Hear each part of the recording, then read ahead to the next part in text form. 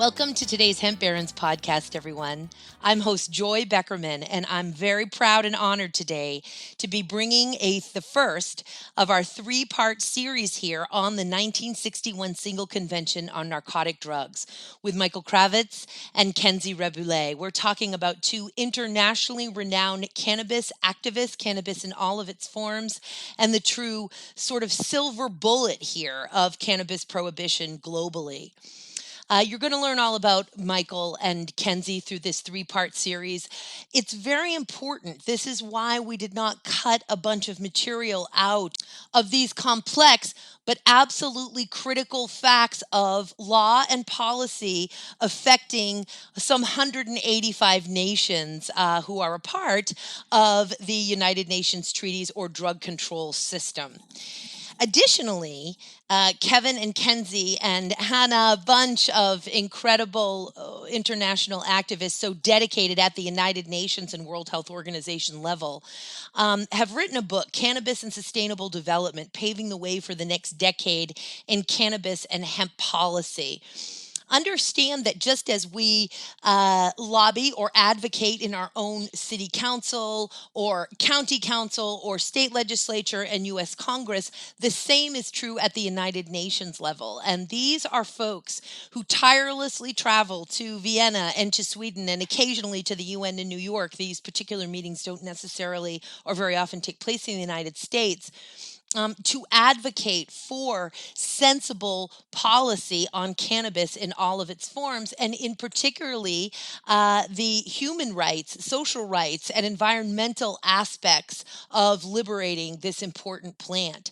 This book, Cannabis and Sustainable Development, has been given, multiple copies have been given to leaders to educate them at the World Health Organization and UN level. It's originally 120 pages. They are making a toolkit, the 2020 Sustainable Cannabis Policy Toolkit. That's an extended summary version in English and French, and they are raising funds to help with the printing, with the translation, and with just managing the whole publication of this toolkit. And that's at GoFundMe. So if you go to GoFundMe.com and you type in Cannabis Sustainability Report, the one for Barcelona, Kenzie visits with us from Barcelona pops up, please donate to this very, very important educational tool. We are getting there, folks. We are, thanks to these incredibly dedicated international activists from all over the world, we are continuing to make tremendous progress at the World Health Organization UN level, and we need to, of course, extricate ourselves and from the 1961 United Nations Single Convention on Narcotic Drugs and the other treaties that comprise it. And most importantly, we need to understand the intent of those treaties, how they should be interpreted and implemented in each of the countries who are signatories to this important and drug-controlling treaty.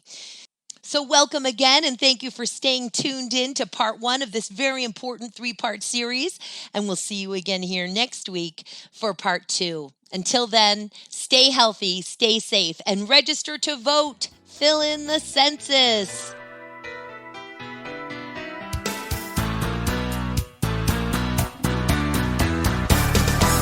Michael and Kenzie, thank you so much for being with us on Hemp Barons today. Thank you. Thank you for having us. Well, all of our guests at Hemp Barons are very special. We have today two incredibly special, internationally renowned guests, Michael Kravitz and Kenzie Reboulet. Kenzie joins us from Barcelona. He is an internationally renowned independent advocate for cannabis and controlled substances and sustainability throughout the planet. And Michael is a renowned international cannabis activist, human rights defender, a military veteran. Thank you for your service, Michael. A board member of DRCnet, Origins Council, and so many other organizations that both of these gentlemen assist. What a lot of folks don't realize, even cannabis activists throughout the United States and in multiple other countries, is that there is a global treaty, a treaty at the United Nations level for those countries who engaged and are signatories to this treaty, known as the 1961 Single Convention on Narcotic Drugs, which controls cannabis and other controlled substances throughout the planet. And it really is the linchpin for the various countries who are signatories to this treaty in terms of what they feel or want to rely upon in terms of the liberation of cannabis and descheduling and liberating of the plant and all of its parts. We're going to focus just on cannabis today, although, of course, including hemp, although, of course, again, that treaty governs all controlled substances. And the two gentlemen that know the most about the ins and outs of this very complex but absolutely critical portion of law are Kenzie and Michael. Not only does the Drug Enforcement Administration rely upon our engagement, the United States obligations under this 1961 Single Convention on Narcotic Drugs, the European Commission and the European Union a week and a half ago, relying upon its obligations under the 1961 Single Convention on Narcotics, has made the announcement that they will only be accepting now novel food applications for synthetic CBD or cannabinoids, and they are halting or pausing novel food applications for non-synthetic, i.e. hemp-derived or cannabis-derived CBD, again, citing this obligation under the 1961 Single Convention on Narcotic Drugs. It continues to be an obstacle, a major barrier, and if we can extract ourselves from this treaty and or convince the United Nations through the World Health Organization to remove cannabis and its scheduling, we'll be able to liberate the plant throughout all of the nations as they one by one decide, okay, we no longer have these obligations. We want to liberate the plant in our individual countries. So without further ado, I would like for Michael and Kenzie again to explain. And if you are a cannabis activist, we really want you to pay attention here. They're basically going to give you the playbook for how to respond to some of these questions and how to speak intelligently on these very complex issues.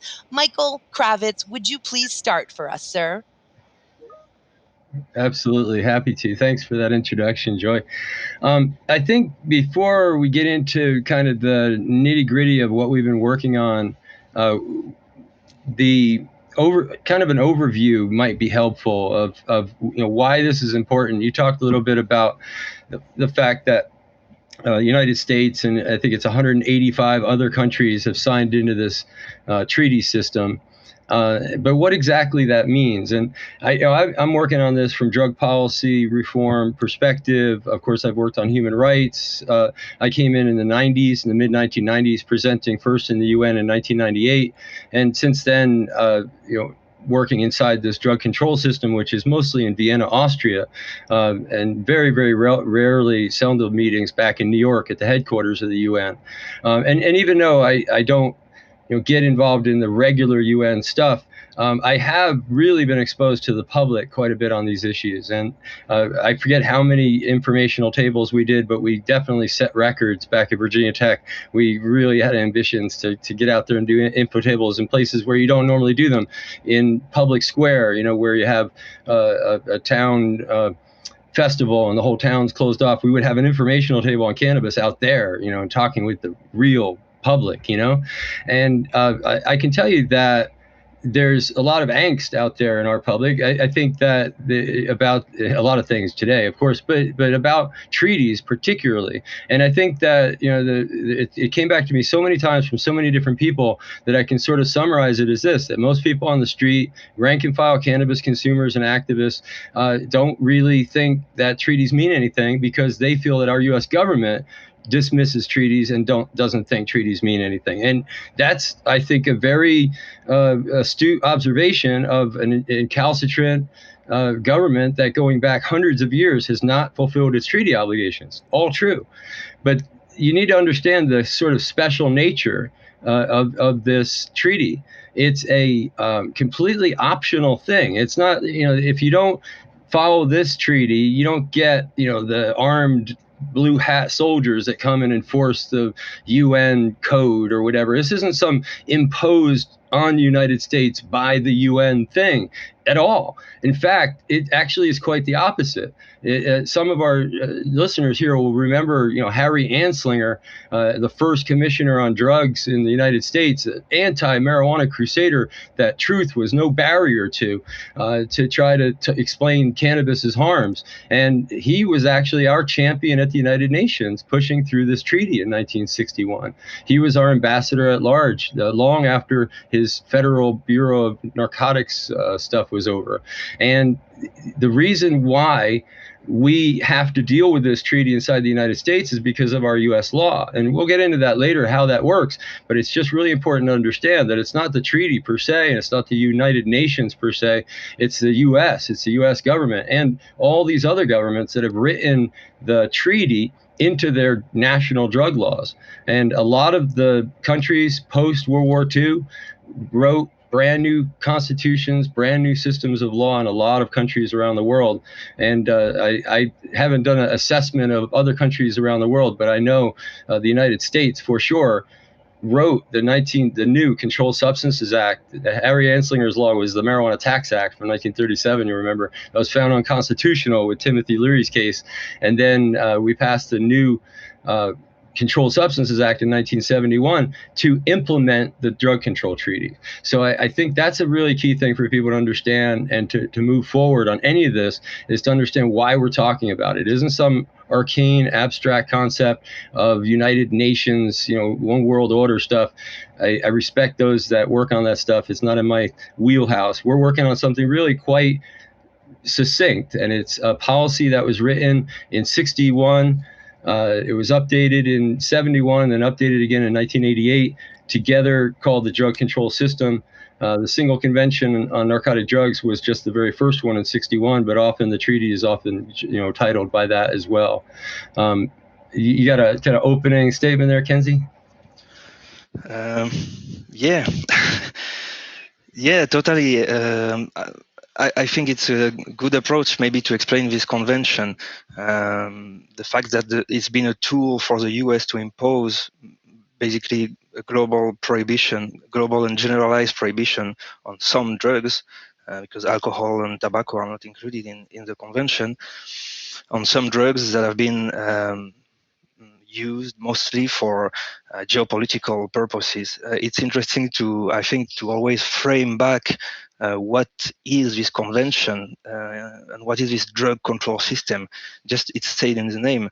It's a drug control system, and it's the 61 Convention on Narcotic Drugs. Drug is a synonym of medicine. Drug is a medical product. So these treaties, this convention, in the end, is just a sort of framework convention for the medical and pharmaceutical sector on some medicine that are potentially harmful. So when you take that into account and when you read the convention, you see that they are only talking about drugs, about medicine. They talk about medical and scientific use, and that's what is regulated. But they never talk about, for instance, adult use. There is no mention of adult use or recreational use.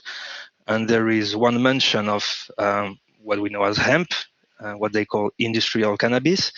And the mention that is made of industrial cannabis is actually two mentions, one for the cultivation of cannabis and one for the actual cannabis product. Both times it says, if you use this product, if you cultivate this plant, or if you use this product for non-medical and non-scientific purposes, so if you don't use it as a drug, as a medicine, then it's called industrial, and it's exempt from the convention. So the convention just does not apply at all. Nothing of the convention applies. And that's really interesting to remember, because even though it's really clearly explained in the treaty and in the convention, this is a treaty on medicine and the medical sector.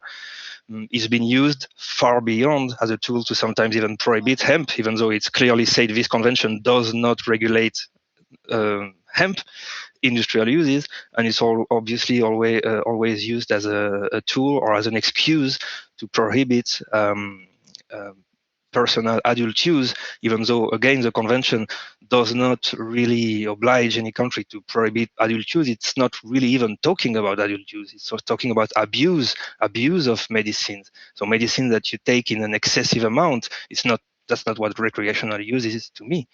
It's not abuse. It's a industrial product that is used by adults for their personal purposes. That is not a medicine, not a medicinal purpose, and not a scientific purpose. So yeah, maybe it's a bit complex to explain, but in the end, it's quite simple. The conventions are just treaties to regulate some medicine that can provoke dependence and generate some harms. And it should have stayed like that. It should have been just a treaty that is here to regulate this medicine. There are provisions very clear that say these medicine are indispensable for the relief of pain and suffering, including cannabis. So the 61 Convention is saying that cannabis is actually an essential medicine for the relief of pain and suffering, and that it should be accessible and available globally. So the goal, if you just read the convention, the goal of the convention is to allow access to medical cannabis globally for everybody at any time.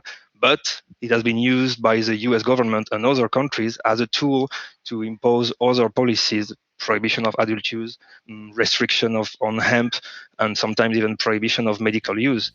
So there is a difference between the text and what governments have pretended the text is.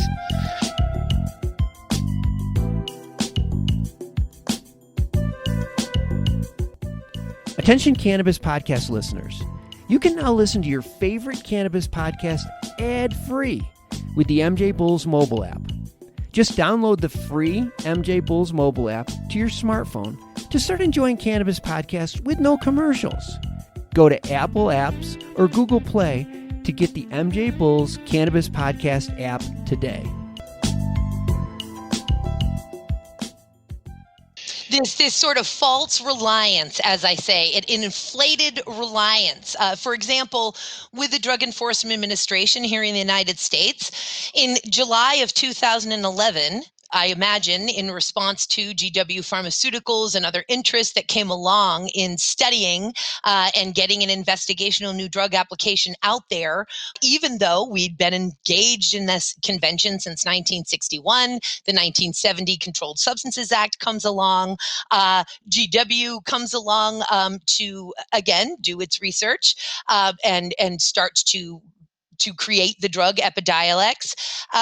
So 2011 comes along and the Drug Enforcement Administration creates this proposed rule that most of us didn't know anything about in July of 2011. In fact, it was only 6 public comments that were lodged that created a drug code for what they called marijuana extract. All of a sudden saying, oh, hey, we just discovered decades later, 50 years later, that all of a sudden we realized, whoops, the 1961 Single Convention on Narcotics is telling us we needed one drug code for like the cannabis plant itself, and then we needed this other drug code for extracts. And wouldn't you know, we have been supposed to be reporting every year to the United Nations using those separate codes for all of these 50 years. We've been supposed to doing that, but we haven't been doing that, and we just came upon and stumbled upon our obligation. So now we're going to create a drug code for marijuana extract, and we're going to include all parts of the cannabis plant in it if it's an extract. That happens in 2011. They don't do anything with it. They don't finalize it. They don't adopt it. They just start to sort of behave on it. And in 2012, we see that the first edits to the Form 225, the DEA Form 225, which was to import or export controlled substances, where all of a sudden cannabidiol is added to it in 2012, even though they've never finalized that rule. Now, again, we're moving along in the movement here in the United States, not even realizing, most people, that this 2011 proposed rule has come along. Well, 2014, what happens? A cosmic, seismic shift in cannabis policy occurs in the United States when the U.S. Congress makes the definition for industrial hemp for the first time in U.S. history, thereby separating it from its cousin marijuana.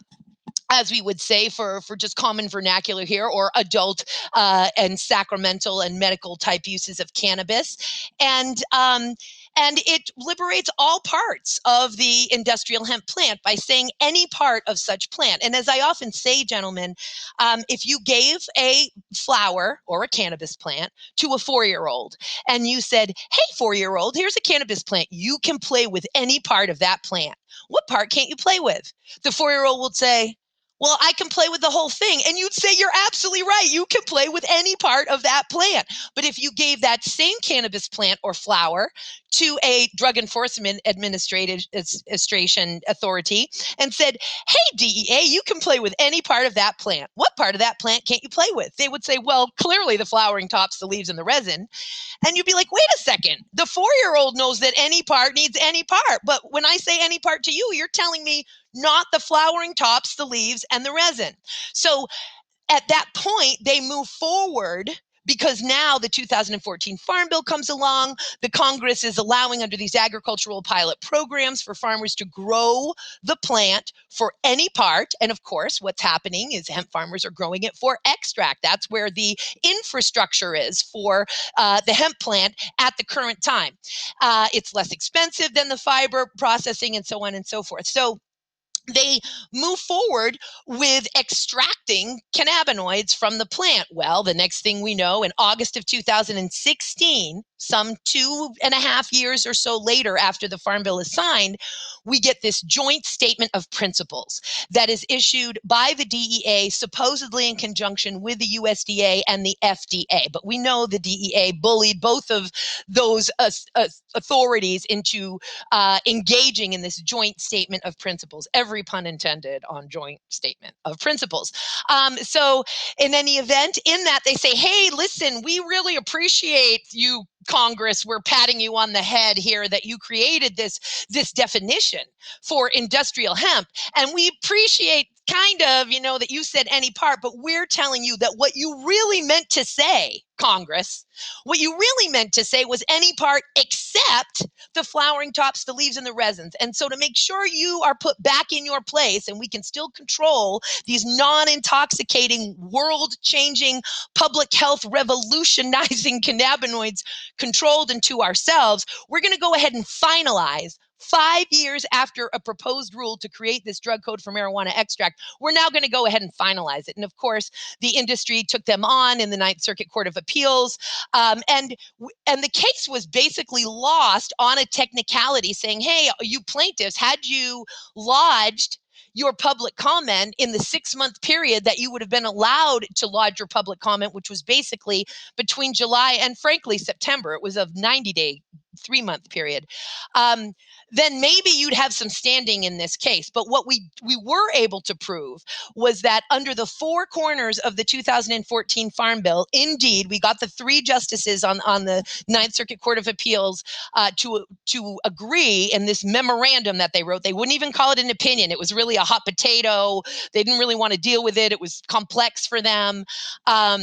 They said, okay, under the 4 corners of the 2014 Farm Bill, it's true that though that is not subject to the Controlled Substances Act. And by the way, the only reason why we were able to get the court to acknowledge that small piece was because 30 federal legislators wrote an amicus brief on behalf of the industry and the plaintiffs saying, excuse me, DEA, we wrote the law, so we can tell you what our legislative intent was. And when we wrote, notwithstanding the Controlled Substances Act as the first words to Section 7606, legitimacy of industrial hemp research within that Farm Bill, what we meant was not subject to the Controlled Substances Act. So thank God that they wrote that amicus brief and all of them signed it, these 30 folks, and that's what allowed that 4 corners. Now, but meanwhile, they moved forward and finalized the bill, and then, of course, the 2018, they finalized the marijuana extract rule, had to deal with that and all of its confusion and all of its conflation, and that's what I called the feds versus the feds for a few years.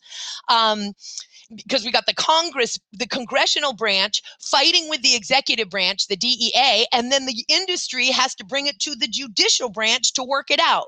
Meanwhile, the 2018 Farm Bill comes along, such a blessing. And the legislators, so that because apparently the DEA does not have enough intellectual wits about them, that they could not understand what any part meant, we now have, of course, the expanded definition of hemp in the U.S. as from the 2018 Farm Bill. That includes derivatives, compounds, extracts, cannabinoids, isomers, salts of isomers, and so on and so forth. But it is, again, it's that false reliance on the treaty, and it's the same thing that the European Union is doing right now and the European Commission is doing. And Kenzie and Michael, you've nailed it on the head. That was never the intent of the Single Convention on Narcotics.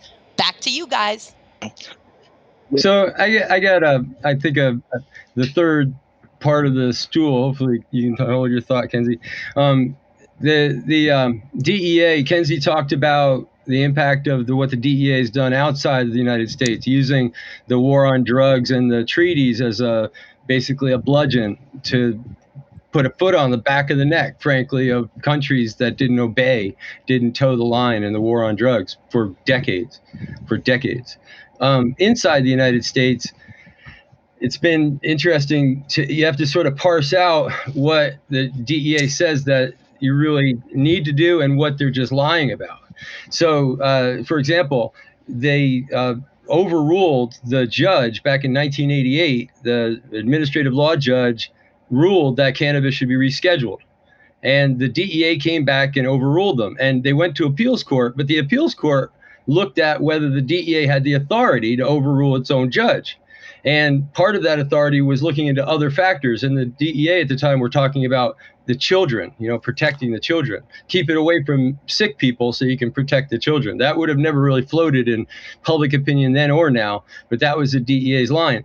So later, when they would say that the treaty is why we have to maintain cannabis in Schedule 1 or Schedule 2, it's kind of specious. I mean, it doesn't even follow their own line. But that's their line, that cannabis has to be in either Schedule 1 or Schedule 2 of the U.S. law because of our treaty commitment. Another one that has come up has been whether it can be other farmers, other cultivators that can cultivate cannabis. In fact, we had a professor up in University of Massachusetts, Lyle Craker, that was astonishingly brilliant botanist professor that wants to grow weed for us, right? Yeah. No, DEA won't let them do it. We have to only grow it in Mississippi in the university farm that we control completely. We went all the way through court again, went all the way to the administrative law judge. Administrative law judge ruled that you should let Lyle Craker grow some cannabis. Your cannabis sucks. It's not sufficient for the patients, all that. And of course, as we already know, the DEA has the authority to overturn its own administrative law judge. But each step of the way, they bring up the treaty. The funny thing about that was they were actually conflicting with the State Department, who was, looking at, frankly, the obvious implementation of the treaty elsewhere, like the Netherlands, where they've had a medical cannabis program for decades with an official program directorate that's signed up at the United Nations, doing the appropriate paperwork, having the right laws, putting it out through the pharmacy for decades, and with no problem. Use that as a model? No. So the DEA was very much off the line there. And this recent bout that we had with the rulemaking and everything flowing, I think, a lot from Dr. Sisley's case and other pressure on the DEA has actually made them toe the line. But it's important to understand that there are treaty obligations. There's a hidden part of the treaty that I won't talk about much elsewhere here, but it's worth mentioning that all the medicines that we use that are controlled all go through the paperwork, goes through the offices over there in Vienna. It's the International Narcotics Control Board, or INCB. And it's just a small board of I think it's 13 members that actually control the paperwork for all the medicine on earth. And you have to, as a country, you put how much you think you're going to need next year and you file it with them. It's this whole process. So that is all part of this drug control system that we work with and do stuff with all the time. A lot of it really isn't that onerous.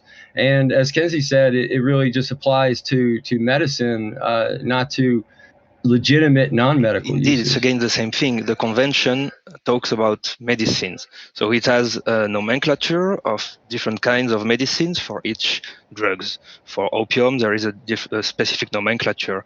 Opium poppy, opium straw, morphine, etc.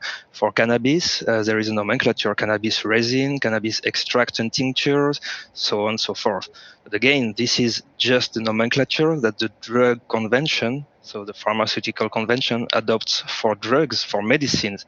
There is no reason we adopt and we extend this nomenclature for what is not a drug, so for hemp product. And there is even less reason to extend the status of control to what is clearly exempt from the convention when it's used for industrial purposes. So even considering calling the same way the different derivatives of hemp than we call the derivative of cannabis used for medicine is not really accurate, because it's just not in accordance with the convention and not in accordance with how I'm about to say how policy works generally. Often I use this example of chili pepper. It's Capsicum annum, the plant, and it's a plant that you can grow in your garden, on your balcony. There is no specific regulation on how many chili pepper you can grow, how much, etc. You can grow it at home. You can grow it as a farmer for food. And you have specific regulation applying to your cultivation of chili pepper for food, for the agroalimentary sector. You can grow it for other non-food industrial purposes. We make cosmetics with capsaicin, the active compound of chili pepper. You can grow it for making an ingredient for cosmetics. Other rules apply. And finally, you can grow it for medicine. Chili pepper as such is used as a herbal medicine, and is also used, capsaicin is also used as an actual active pharmaceutical compound. Both are, I think, in the US pharmacopoeia. And if you grow them for that purpose, you have different, more strict rules that apply, and it's totally normal. And you have also a different way of naming the products that come out of your harvest, if you are going to grow it for food, for cosmetics, or for medicine. And that's the way life is working all the time.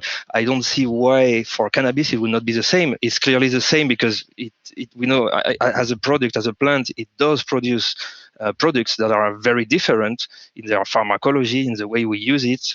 You can make clothes. I'm not going to have any sort of comparison between clothes, food, concrete, medicine. It's just different products, so you should apply different legislation. That's just common sense, and that's also what the actual 61 convention says. As long as you don't use it for medical or scientific purposes, we're not concerned. So there is just no way for all these policy action, this crazy regulatory action being justified as being in compliance with the convention. Actually, they are violating the convention, because they overly restrict what is not subject to the convention. And it's the same thing at the European Union level, when they say CBD, natural CBD, so synthetic CBD is a novel food, and natural CBD, even though it's chemically exactly the same molecule, because it comes from the cannabis plant, it's a drug. No, a drug is a medicine. So if it comes from the cannabis plant and it's used in medicine, then it's a drug. Okay, but if it's used in food, then it's food. It's not a drug. It's just common sense, and it's again also the convention. So this decision to consider natural CBD as a narcotic drug when it's clearly a food product is just like considering a car is a plant. No, a car is a car. It's not a plant. I don't know. I mean, it just doesn't make sense, really. I don't even know how to explain it. So just I would say to legislators and policymakers in the USA or in the European Union, just go read the convention, read the commentary of the convention. There is like a huge book that explains the convention more in depth, and it's really clear. They put it really clearly. As long as I grow cannabis, if I grow cannabis for making cannabis and cannabis resin for medicine, it's controlled. If I grow it for any other purpose, it's not controlled. And this is valid for cannabis, but for other drugs. And the commentary even gives the example of morphine, which is morphine. It's just morphine, you know what I mean? It is actually a drug when you use it as a medicine, but they give the example of morphine being used as a compound in, the chemical process of developing photographs, film.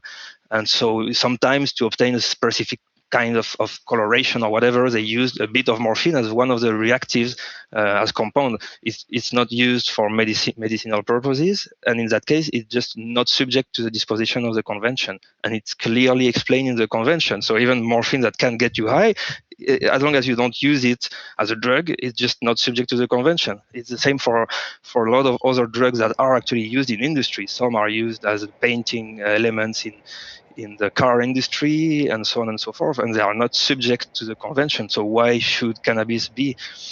It's just nonsense. Listeners, as you can see or hear, there is a lot of complex and very important critical information being shared and disseminated by Michael and Kenzie. So we are going to revisit tomorrow, come back together with these gentlemen, if they will be so kind as to have us here at Hemp Barons. And we'll get to part 2 tomorrow, which will then air again next week. Michael and Kenzie, thank you so much for this part 1 of really informing and ringing the bell of the global need here, the linchpin in cannabis prohibition. Thank you for all of the work that you do, and thank you so much for being with me today. And can I count on you for tomorrow, guys? Absolutely. Looking forward to it. All the way from Barcelona, all the way from the mountains of Virginia. Thank you, gentlemen, and we'll talk with you tomorrow. All right, see you tomorrow.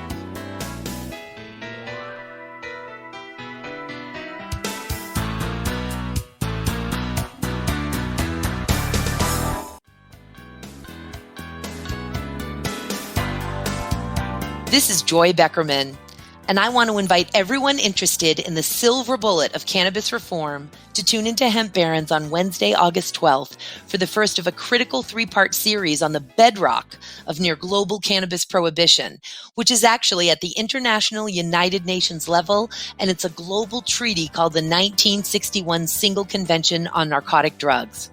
If you want to be empowered with this essential knowledge, listen on the MJ Bulls mobile app or wherever you listen to podcasts.